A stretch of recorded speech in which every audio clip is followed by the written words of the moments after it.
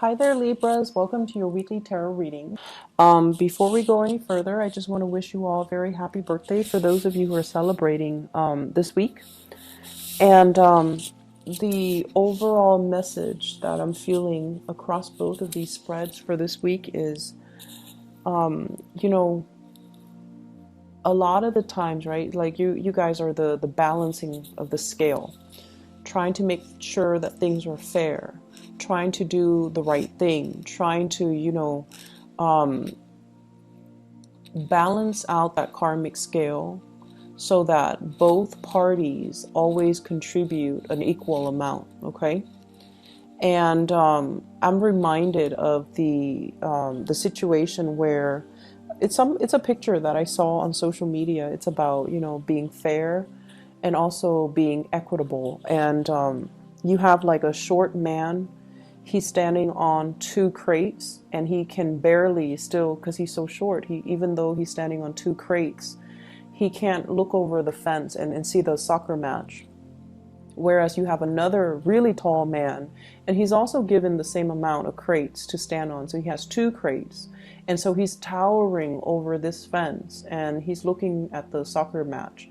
Whereas the shorter man, they're both given two crates. So yes, it is fair, right? It's equitable because they're getting the same amount of crates. But one person is born kind of well endowed, they're tall and they're able to look over that fence. Whereas other people are not as fortunate and they're born a lot shorter, they're disadvantaged. And that's just, a simple analogy. But what I feel is that message is what I'm seeing in the spread here, where it's like fairness needs to be also context specific. Not everything in life needs to be calibrated, nickel and dime, and balanced out, and equal give and take. When one partner is kind of low, at a low point in their life, we have to step up. If we love them, if we want the relationship to survive, we need to step up.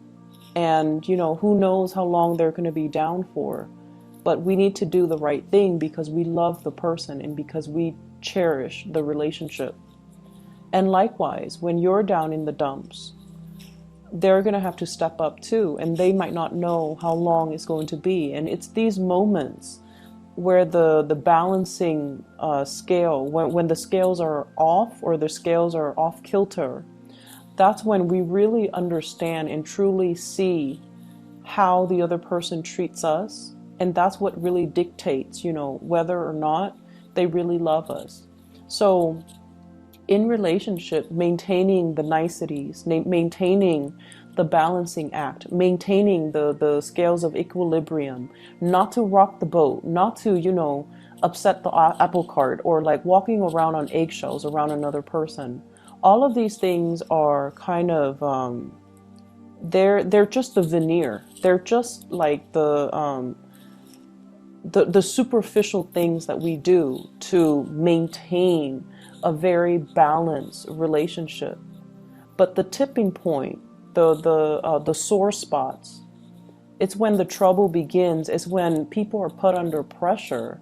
That's when we know what people are all about. And that's when we, or even you Libras, know what you're all about. Are you willing to rough it out?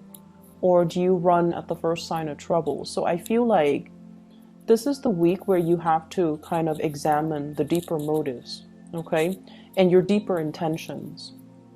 And this is the week where you're going to have to kind of look at yourself in a way that you might not have had the courage to do before.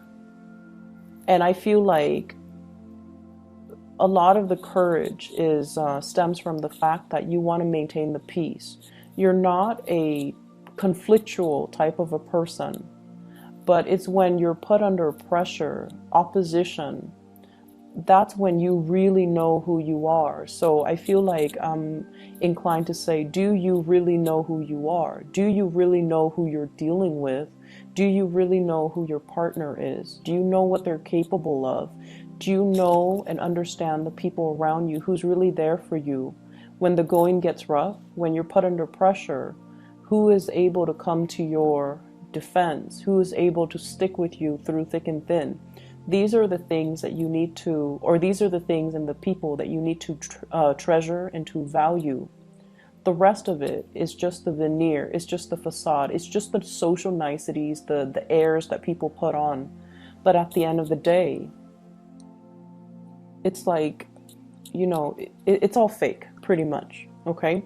So that is what I'm seeing across both of these spreads. And I feel like it's coming out here in the spiritual advice a lot more than the love reading, thank God. But I feel like these are things that we're going to have to examine, not only for this week, because I feel like the energy is going to permeate all throughout your birthday time.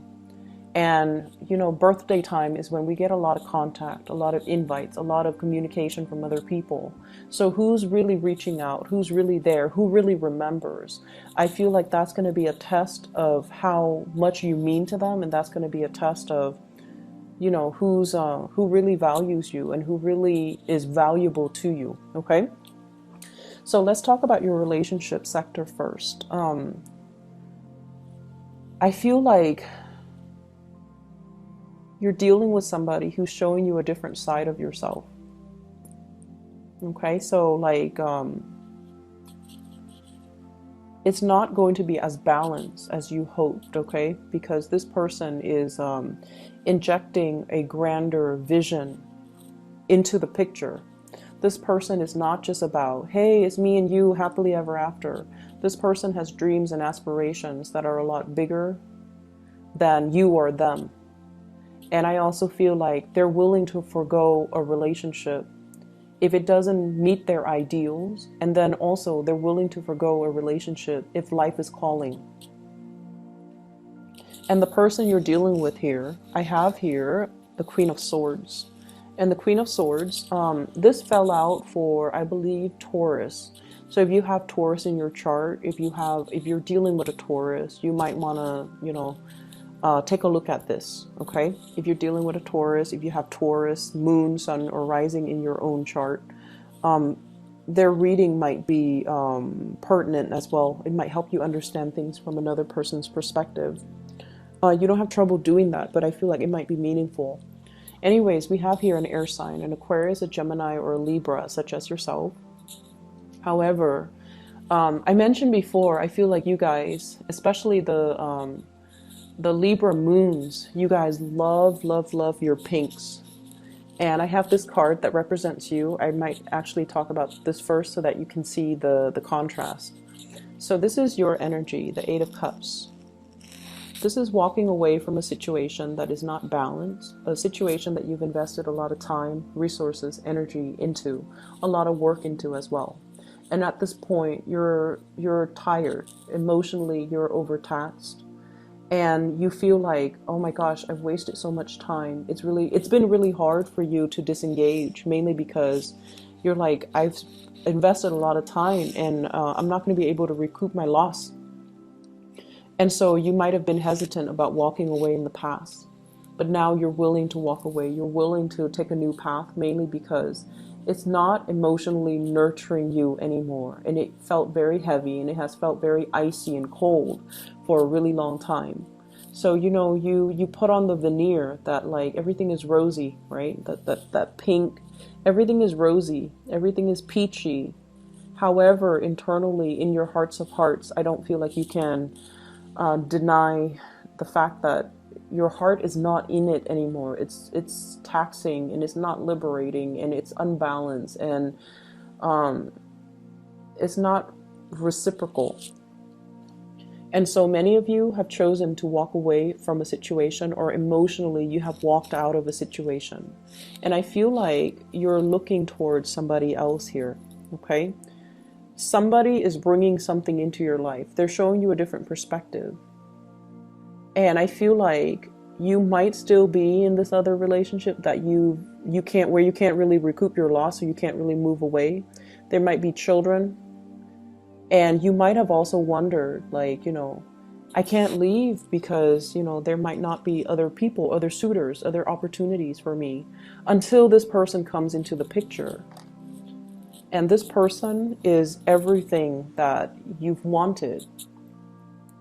They're blue, you're very pink. So I feel like there might be gender role reversal, okay? And that's just the stereotypical, color coding that I'm using. But I do feel there's an element here. This is a female energy, and yet her demeanor is very, very strategic, very icy. So she's not a warm, cuddly type of a person. However, she's very intelligent. So it could be a male or a female, but their energy is that they're not, typically warm and cuddly and welcoming and things like that. However, this person is very highly activated on the crown chakra. They have a lot of insights, a lot of wisdom. They can see through people. They can see through situations. They can bring a lot of clarity in a situation where there is none. And I feel like you find them very, very attractive. And one of the ways in which Libran and Taurian people find other people attractive is in the symmetry. The way they dress, whether or not their clothes are complementary colors, the way their facial features are, whether or not they have dimples or they have like a gentle, a kind face. So I feel like you guys are really are suckers for like people with a pretty face. Okay, like we're talking like classical beauty, like somebody with dimples, somebody with long eyelashes, somebody with expressive eyes, somebody with features that make them feel like very gentle, very like harmless, okay, like big eyes and rosy cheeks and plump lips and things that make people feel like, wow, this person is like a doll, they won't really hurt a fly. So you find this person really attractive, and I feel like that's the first thing that drew you in.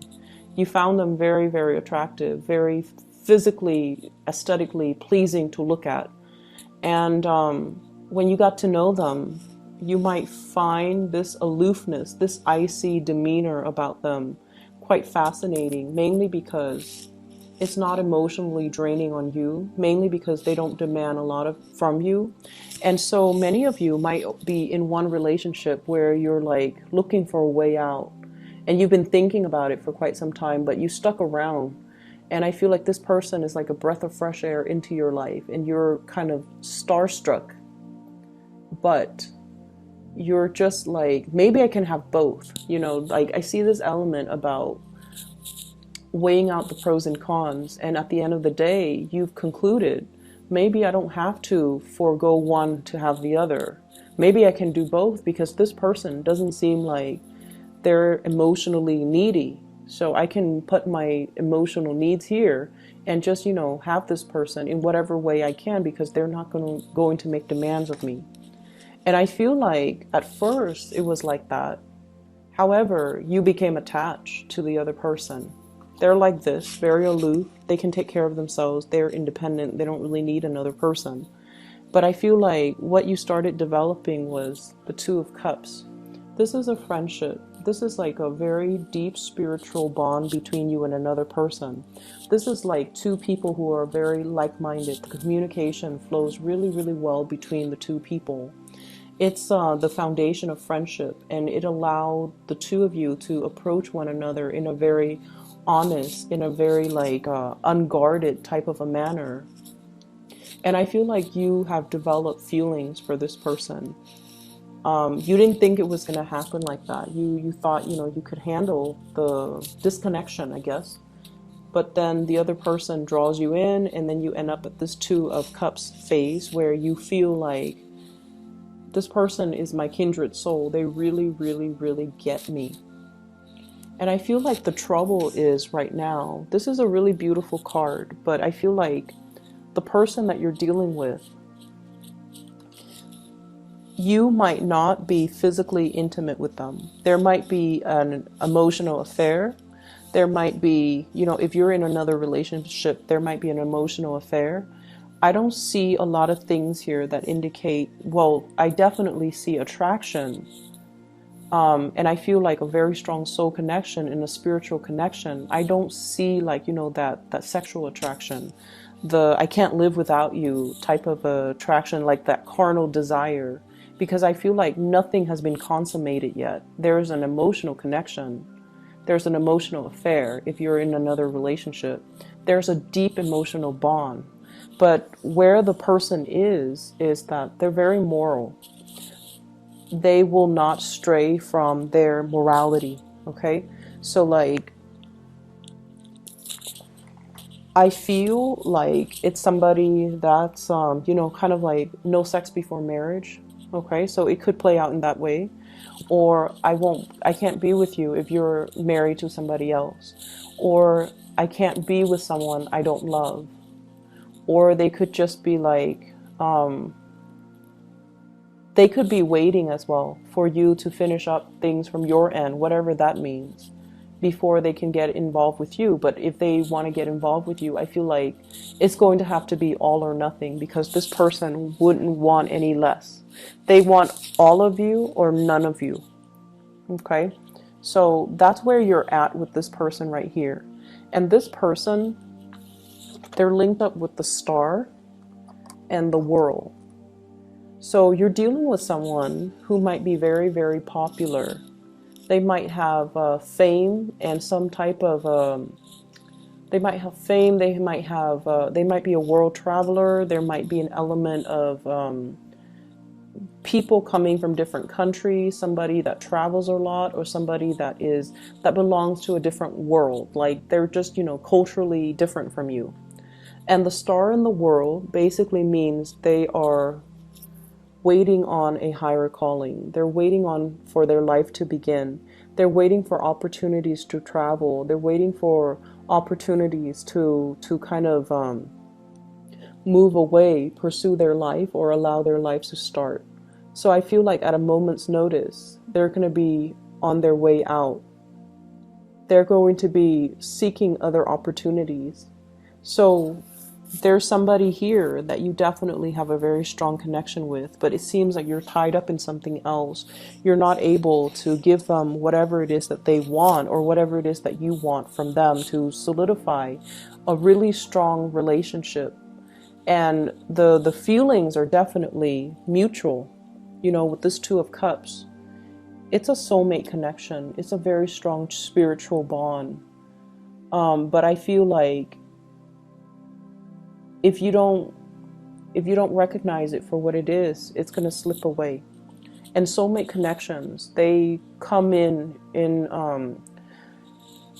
they're not rare per se, but I feel like there's a time and a place for it. And the soulmate connection can also run its course too. There's a time and a place for that as well. So if you're not quick on the uptake and recognize this situation for its rarity and for, you know, how powerful it is, I feel like it's going to slip you by, because the other person, they're going to be drifting away. Okay? This is the escape here. Things coming to a culmination, things coming, it's like coming full circle and coming to an end, closing out of a cycle, mainly because have healed up from the past.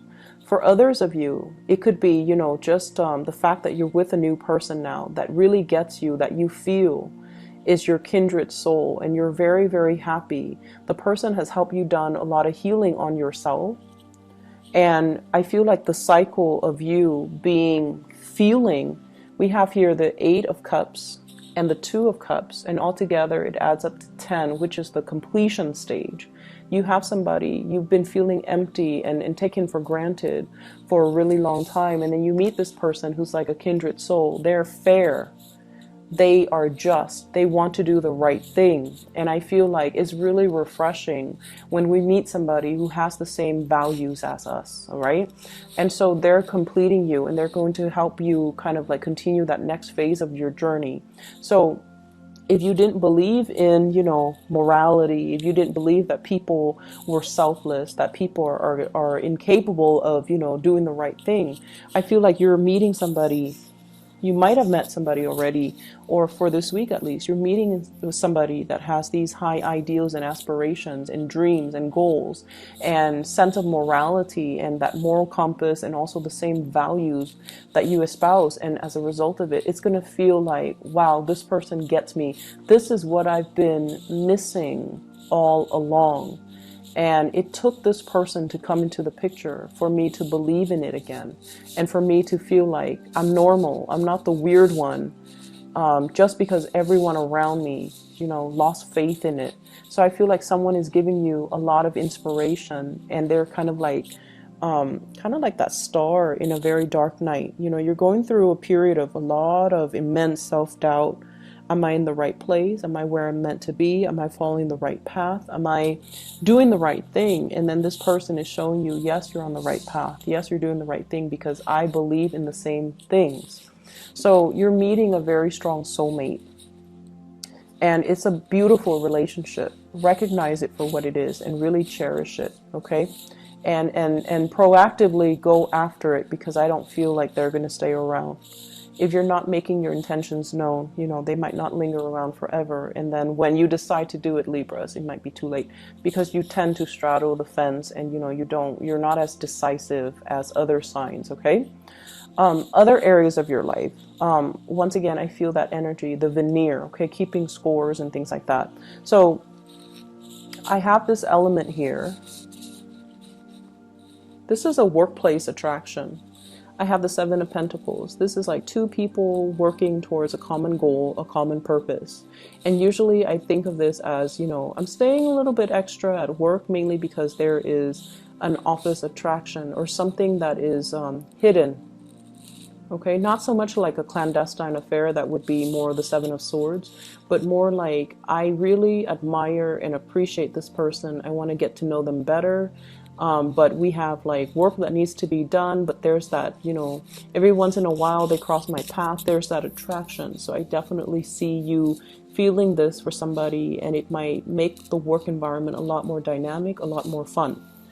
I also feel like there might be interference in the work environment as well. This is a card about training, consulting, and too many people involved in a situation, too many cooks in the kitchen. Everyone is offering their 2 cents, unsolicited nonetheless, and everyone feels like they're an expert in their field, so they're coming together to kind of offer, their advice, offer their take, and it can create a lot of confusion. And I feel like that's what it's doing here. We end up here with the Five of Pentacles. And the Five of Pentacles is a situation where we feel kind of left out.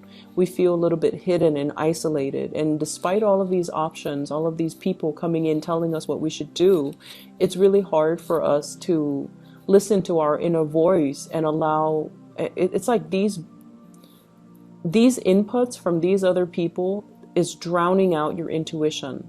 So you should really listen to your intuition and figure out what you need to do, okay? So that's one area that I feel, there's workplace attraction. There's also like workplace confusion and interference, and too many people telling you what to do. And you want to, of course, appease everybody. But I feel like you're at a point where you can no longer do that. You're at a point where you need to kind of step out of your shell and grow up. And I want to say like almost grow a backbone and do what it is that you're divinely, intuitively guided to do, rather than being afraid to upset people by not taking their advice, even if what they're offering you is not appropriate for what you're dealing with, okay? For those of you who are feeling a little bit down and out, if you have recently, I see a divorce situation here as well. We have the Justice card as well as the Four of Wands. This is like paying alimony, paying child support, ending a relationship, having to deal with the legal aftermath of a failed relationship.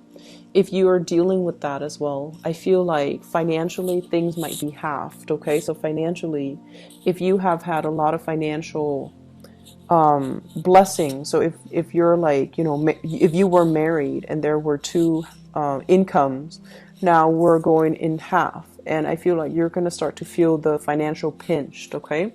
And then if you've had to, take care of the kids or the wife or the husband or whatever the situation is, there's now child support and alimony that's going to have to be had, and there's going to be that financial pinch as well. So I feel like for some of you, the financial picture is not looking too great. And I also feel as if I feel like for those of you who are dealing with, you know, divorces and separation and child support and alimony, you have to kind of go to court and sort out like either agree to like to like redraw or renew or renegotiate your alimony or child support payments. And then for others of you, I feel like you're doing really well in at work. You might be in the legal profession. You might have met somebody that you're married to in the legal profession. You might now be meeting somebody in the legal profession, and you guys really hit it off. And I feel like, you know, it's a really great career for you to stay in. You're consulting, or other people are consulting you, and so you're doing a lot of training in that arena. But I definitely feel like there is this sense of meeting somebody that you really, really love on a soul level. You recognize each other. It's like upon the first time that you meet, you understand this sense of your soul recognizes one another. Okay, I'm gonna leave it at that for you, Libras. Take care of yourself, and I'll be back next week. Okay, happy birthday to those who are celebrating. Okay, and I'll see you next week. Bye bye.